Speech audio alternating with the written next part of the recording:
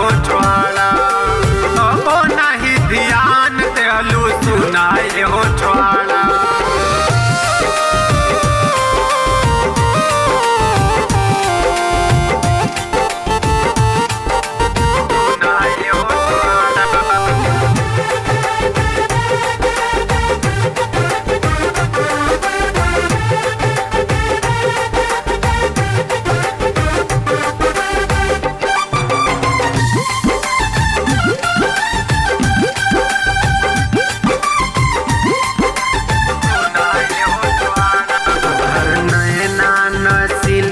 मस्त बाड़ू ये जान भइल 16 के उम्र बबुनी भइलू सयान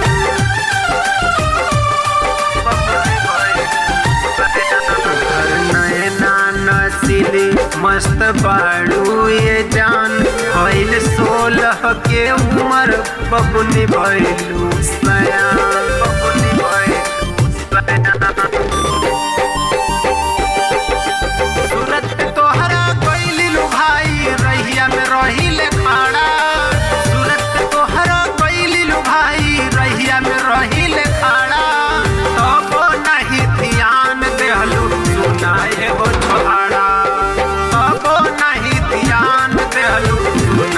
हो छोड़ा तबो नहीं ध्यान देहलू सुनाए हो छोड़ा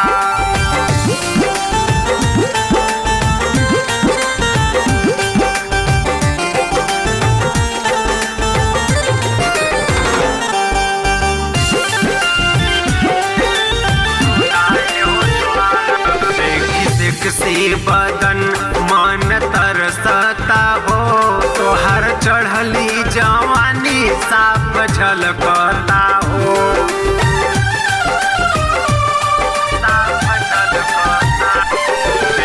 देख से बदन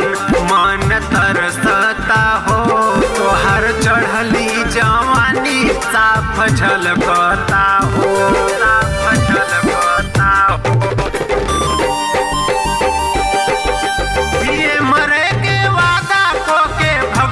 छोड़ अखाड़ा जिए मरे के वादा को के भगलू छोड़ अखाड़ा तबो नहीं ध्यान देहलू सुनाए हो छोड़ा तबो नहीं ध्यान देहलू सुनाए हो छोड़ा संग में हमरा चोरी चोरी पड़लू प्यार के पहाड़ा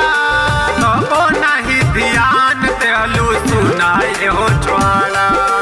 तबो नहीं ध्यान देहलू सुनाए हो छोड़ा।